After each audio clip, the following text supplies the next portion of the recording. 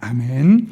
오늘 하나님께서 우리에게 주신 말씀은 창세기 16장 1절부터 16절까지의 말씀, 구약성경 18쪽에 있습니다.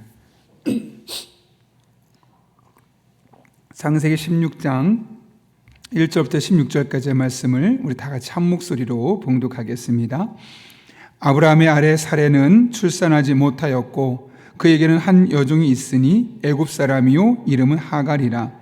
사레가 아브라함에게 이르되 여호와께서 내 출산을 허락하지 아니하셨으니 원하건대 내 여종에게 들어가라.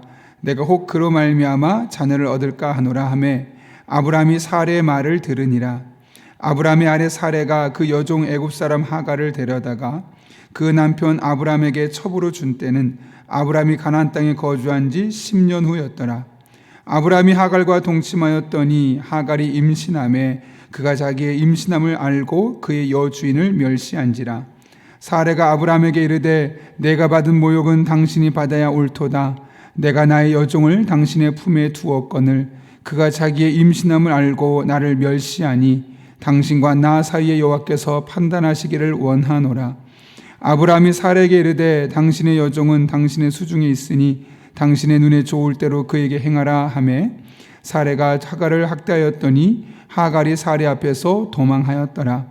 여호와의 사자가 광야의 샘물 곁 곧 술깃샘 곁에서 그를 만나 이르되 사레 여종 하갈아 내가 어디서 왔으며 어디로 가느냐. 그가 이르되 나는 내 여주인 사레를 피하여 동화하나이다. 여호와의 사자가 그에게 이르되 내 여주인에게로 돌아가서 그 수하에 복종하라. 여호와의 사자가 또 그에게 이르되 내가 내 씨를 크게 번성하여 그 수가 많아 셀 수 없게 하리라. 여호와의 사자가 또 그에게 이르되 내가 임신하였은즉 아들을 낳으리니 그 이름을 이스마엘이라 하라. 그가 사람 중에 들나귀같이 되리니 그의 손이 모든 사람을 치겠고 모든 사람의 손이 그를 칠지며 그가 모든 형제와 대항해서 살리라 하니라. 하갈이 자기에게 이르신 여호와의 이름을 나를 살피시는 하나님이라 하였으니 이는 내가 어떻게 여기서 나를 살피시는 하나님을 배웠는고 함이라. 이러므로 그 샘을 부엘라헤로이라 불렀으며 그것은 가데스와 베레 사이에 있더라. 하갈이 낳은 그 아들을 이름하여 이스마엘이라 하였더라. 하갈이 아브라함에게 이스마엘을 낳았을 때 아브라함이 86세였더라. 아멘. 오래전에 제가 명절을 맞아서 시골에 가고 있었는데 주차장처럼 마치 주차장을 방북해 할 정도로 차가 많이 막혔습니다. 그래서 천천히 상황을 지켜보다 이대로 가다는 안 되겠다 싶어서 조급한 마음에 국도로 빠져나갔죠. 왜냐하면 국도는 고속도로보다 덜 막힐 것 같았기 때문에 그렇습니다. 그런데 그렇게 열심히 국도를 달리다가 결국에는 국도도 막히게 되고 그래서 고속도로로 다시 들어왔습니다. 그리고 나중에 시간을 계산해 보니까 고속도로에 계속 있었을 때보다 훨씬 더 많은 시간이 소요되었다는 것을 알게 되었죠. 이 마음이 조급해지면 판단이 잘못되고 당장 눈앞에 있는 빠른 결정을 원하게 되고 그러다 보면 결국은 결과가 별로 좋지 않은 것을 우리는 경험적으로 이미 많이 알고 있을 겁니다. 오늘 본문에도 그렇게 조급한 마음에 성급한 결정을 내렸던 한 여인 아브라함의 아내 사레로 말미암아 그 가정에 생겨났던 불화를 오늘 우리에게 소개하고 있죠. 하나님은 아브라함에게 너희 자손이 하늘의 별처럼 많아질 것이다. 그리고 한 민족을 이룰 것이다. 약속하셨습니다. 그런데 현실의 삶에서는 그 일이 일어날 기미조차 보이지 않습니다. 오늘 본문 3절을 보게 되면 무려 10년의 시간이 흘렀음에도 하나님의 약속은 전혀 이루어질 것 같지 않아 보였죠. 그때 사라가 한 가지 묘안을 생각해냅니다. 오늘 본문 2절인데요. 같이 한번 읽어볼까요? 시작. 사레가 이르되 여호와께서 내 출산을 허락하지 아니하셨으니 원하건대 내 여종에게 들어가라. 내가 혹 그로 말미암아 자녀를 얻을까 하노라 하매 아브라함이 사레의 말을 들으니라. 아브라함은 하나님께서 나에게 아이를 못 갖게 할 것이다 생각했습니다. 그래서 여종을 하나 데려다 줄 테니 그 여종을 통해서 아이를 가집시다 라고 제안하는 것이죠. 그에 아브라함이 어떻게 반응하냐면 오늘 본문 4절 말씀인데요. 이렇게 이야기합니다. 같이 읽습니다. 아브라함이 하갈과 동침하였더니 하갈이 임신함에 그가 자기의 임신함을 알고 그의 여주인을 멸시한지라.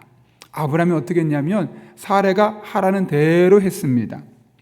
뭐 고민했다거나 그걸 가지고 하나님께 물었다거나 기도했다거나 그런 흔적이 없습니다. 그냥 아내가 하라는 대로 했습니다.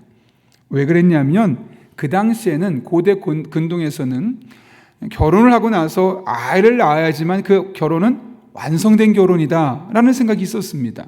그래서 원래 이 남편과 아내 사이에 결혼했지만 아이가 없으면 그것은 아무리 시간이 오래됐어도 그 결혼은 완성된 결혼이 아니었죠. 그러니까 어떻게 되냐면 주로 자기의 여종을 데려다가 어떻게 해서든 아이를 낳으면 그 둘 사이에서 여종도 나의 소유니까 결국 아이가 태어났고 그 결혼이 완성되었다고 생각되는 겁니다. 그것이 그 당시에 고대 근동의 결혼에 대한 관습이었죠. 오늘 지금 사례도 아브라함도 그 고대 근동의 관습을 그대로 따르고 있는 장면이 오늘 4절까지의 말씀입니다. 분명한 것은 사라가 이렇게 결정했던 이유죠. 하나님께서 내게 태를 허락하지 않으셨다. 내가 아이를 못 가질 것이다 생각했던 겁니다.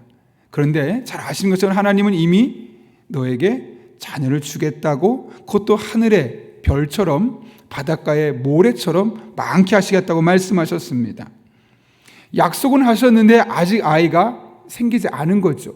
물론 그 기간은 10년이나 지났지만, 그러므로 의미에서 아직 안 주신 것인지 아예 안 주신 것은 아닙니다. 그렇다면 이들은 조금 더 기다려야 했습니다. 10년만 기다리고 10년이나 기다렸는데 응답이 없으니 이것은 안 됐어, 포기한 것이 할 것이 아니라 10년을 기다렸으니 그 10년 이상도 기다릴 수 있는 믿음을 갖고 있었어야 되는 거죠. 하나님께서 약속하신 것을 이룰 때까지 내가 그래도 10년을 기다렸으니 조금만 더 기다려보자, 그게 믿음으로 기다렸을 것이 이 두 사람이 보여야 될 태도였는데, 그들은 10년이나 기다렸는데 아직 응답이 없다면서 그 모든 것을 포기했고, 하나님은 결국 우리에게 아이를 주시지 않을 거라는 조급함에 이런 우를 범하게 됩니다. 여러분, 결국 이삭이 언제 태어나죠? 본문을 기준으로 15년 뒤에 태어납니다. 그러니까 10년을 기다렸지만 아이가 없었습니다. 여기서 곤란한 일을 겪고 나서 그 뒤에 무려 15년이 또 지나서, 하나님이 약속하시고 나서 무려 25년의 시간이 걸렸던 것이죠. 그런 의미에서 믿음은 기다리는 것이라고 할 수 있습니다. 어떤 때는 적극적으로 무언가 내가 해내고 찾아내서 결과를 만들어내야 될 때도 있지만, 때로는 하나님의 약속이 분명하기 때문에 그 약속을 붙들고 내가 그것을 중간에 포기하지 않도록 믿음을 고정시키며 계속해서 기다리는 것. 그런 의미에서 기다리는 것은 믿음의 적극적인 표현이기도 합니다. 다윗도 시편 37편에서 이렇게 이야기했죠. 여호와 앞에 잠잠하고 참고 기다려라. 여호와 앞에 잠잠하고 참고 기다려라.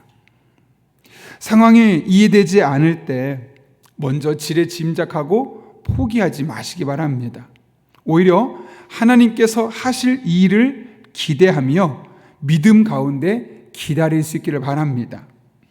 아직 응답이 없다면, 분명한 약속이 있음에도 불구하고 그 가시적인 열매가 아직 없다면 지금 여전히 하나님께서 일하고 계시는 중이시기 때문에 그렇습니다. 지금 아브라함과 사레 사이에 10년 동안 아이가 없었지만 하나님이 여전히 그들 사이에서 일하고 계셨고 15년 뒤에 그 약속을 이루어 주신 것처럼 우리들의 삶 가운데 하나님의 역사는 지금도 계속해서 진행 중입니다. 그러니 하나님의 때에 반드시 하나님께서 열매 맺게 하여 주실 것입니다. 믿음으로 기대하고 기도할 수 있는 저 여러분 될 수 있기를 예수님의 이름으로 축원합니다. 아이를 기다리다 지쳤던 사례는 결국 여종을 통해서 아이를 출산하는 말씀에 따르지 않은 인간적인 당시의 관습을 따르게 되죠. 그러나 사례 성급한 판단은 결국 또 다른 문제를 일으킵니다. 4절을 보면 하갈이 임신합니다. 축하할 일이죠. 그런데 아이를 가졌던 하갈이 사례를 멸시하기 시작합니다. 이 당시 사회에서 아이를 갖는다는 것은 큰 축복이지만 불임, 즉 아이를 갖지 못한다는 것은 치욕스러운 것이었고 이 사람은 저주받은 여인이다 라는 말을 들었기 때문에 그렇습니다.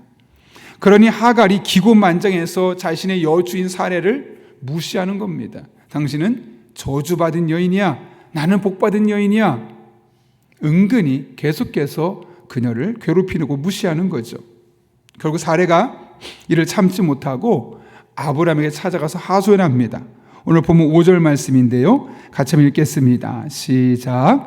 사례가 아브라함에게 이르되 내가 받는 모욕은 당신이 받아야 옳도다. 내가 나의 여종을 당신의 품에 두었거늘 당신과 나 사이에 여호와께서 판단하시기를 원하노라. 가만히 있지 말고 요거 빨리 이 문제 해결해 달라고 찾아가서 하소연하는 것이죠. 그 말을 들었던 아브라함이 어떤 행동을 취합니까? 오늘 보면 6절인데요. 이렇게 대답합니다. 읽습니다. 아브라함이 사례에게 이르되 당신의 여종은 당신의 수중에 있으니 사례가 하갈을 학대하였더니 하갈이 사례 앞에서 도망하였더라. 여러분, 이 5절의 사례의 이야기, 사례 말과 그 이야기를 듣고 났던 아브라함의 말과 대처를 보면서 어떤 생각이 드셨습니까? 당연한 거 아니야? 내 본처가 후처한테 이렇게 고생하고 무시당하고 있는데 이렇게 해야지 라는 마음이 드십니까? 아니면 좀 뭔가 아쉽고 안타까운 마음이 드십니까? 저는 이 부분을 계속 바라보고 생각하다가 묵상하다가 이 사라와 아브라함이 가지고 있는 인간관 혹은 인간론에 대해서 좀 마음에 아쉬움이 있었습니다. 여러분, 사라와 아브라함은 믿는 사람들입니다. 하나님 믿는 사람들이고 그녀의 여종은 오늘 본문에서 누구라고 하냐면 이집트 사람이니까 결국 하나님을 믿지 않았던 사람이었습니다.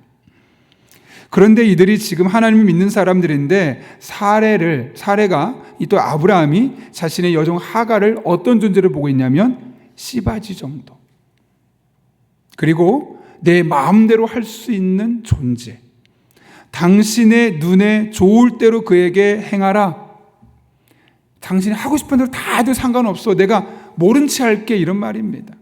죽여도 괜찮고 쫓아내도 괜찮고 학대해도 괜찮고 어떻게 해도 괜찮다는 거죠. 그랬더니 사례가 어떻게 하냐면 하갈을 학대하였더니, 오늘날로 말하면 갑질했다는 거죠. 자신이 가진 힘을 가지고 권력을 가지고 갑질했더니 결국 하갈이 사례 앞에서 도망하게 되었다고 합니다.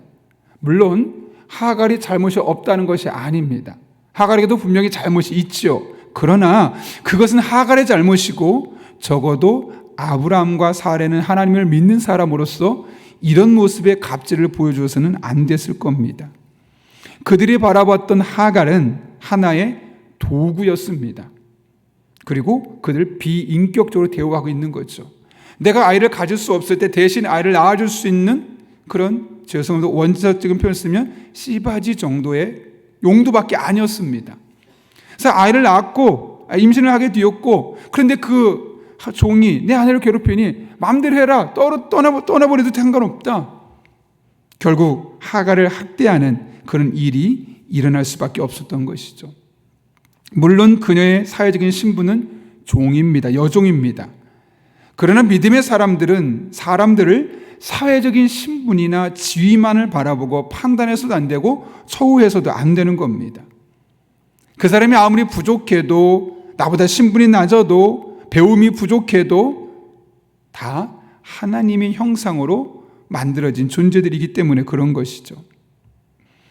우리가 이 세상을 살아가면서 만약 사회적인 신분만으로 사람을 평가하고 판단해야 된다면 이 세상이 얼마나 무서워지겠습니까? 조선시대를 회귀하는 겁니다. 양반제도가 다시 생겨서 내가 어떤 신분으로 태어나든지 상관없이 오늘날처럼 살아가는 것이 아니라 양반은 양반으로, 상민은 상민으로, 평민은 평민으로, 또 천민은 천민으로 도저히 그 신분제도를 깰 수 없는 그런 제도로 우리가 돌아갈 수밖에 없는 것이죠.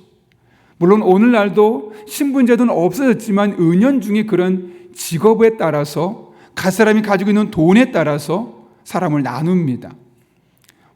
마트 같은 것만 해도 보면 VIP라고 말하고 또 그 뒤에는 골드 등급이다, 실버 등급이다, 브론즈 등급이다 등급을 매기며 사람을 그에 맞는 대우를 하는 것이죠. 과연 그것이 옳을까? 그건 철저하게 경제적인 관점입니다. 나한테 얼마나 많은 이득을 주느냐, 나한테 얼마나 많은 돈을 벌게 해주느냐에 따라서 이 사람을 내가 VIP로 삼기도 하고 또 골드 등급, 중간 실버 등급, 브론즈 등급 나누는 거죠. 그러나 우리가 새길 수 있는 등급은 딱 하나입니다. 하나님의 형상. 그 사람의 모습이 어찌되었든 온전한 하나님의 형상이냐 아니면 죄를 짓고 하나님을 알지 못하는 일그러진 하나님의 형상이냐, 이 관점을 가지고 바라보는 것이죠.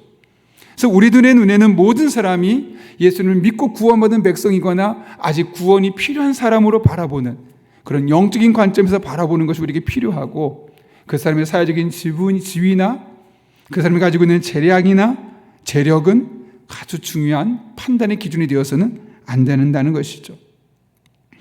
그런 맥락에서 저희 스스로가 먼저 그렇게 바라볼 수 있으면 좋겠습니다.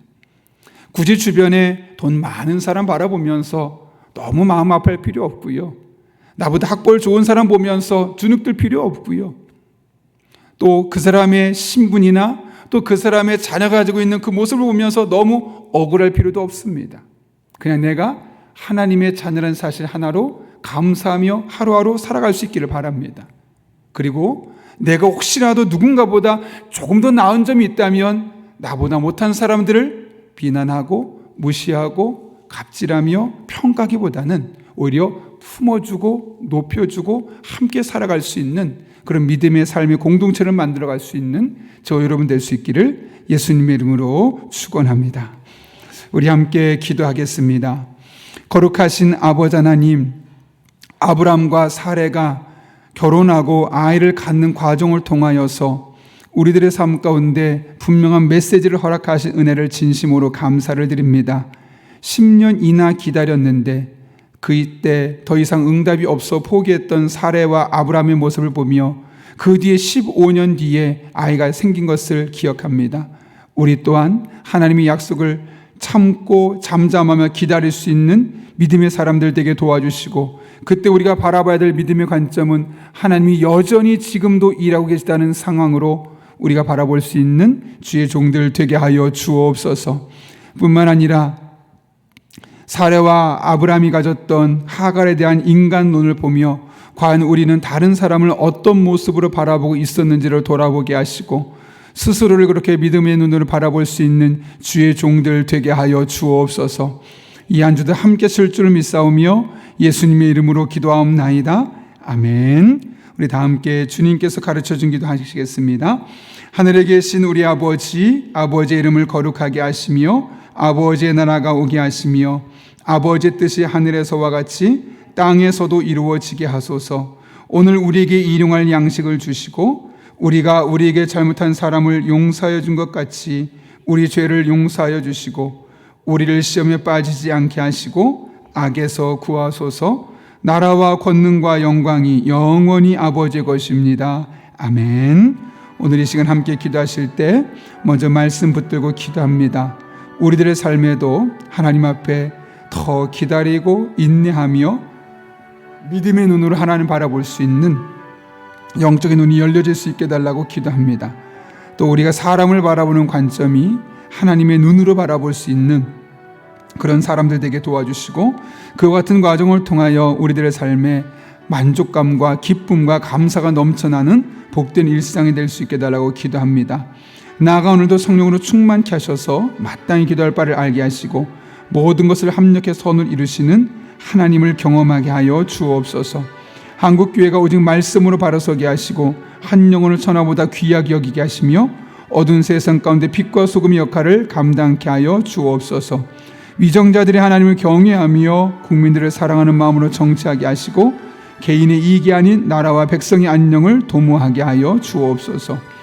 이 북한 땅을 위해 기도합니다. 그 땅에서 목숨 걸고 믿음을 지켜내는 그리스도인들의 기도를 친히 들어주시고 우상 체계가 무너지고 평화 통일이 이루어지게 하여 주시며, 오늘 우리가 가진 기도 제목들 가운데 친히 함께 하시고 오이코스 멤버를 위해, 교회를 위해 기도하는 이 모든 기도가 하나님 앞에 응답으로 나타나는 그런 복된 한 날 되게 하여 주옵소서. 이와 같은 기도 제목을 가지고 하나님의 은혜를 구하며 함께 기도하겠습니다. 거룩하신 아버지 하나님, 오늘도 불러주신 은혜를 감사를 드립니다. 모두 피곤해서 잠자고 있는 이때 우리를 깨워주시고 하나님 앞에 나와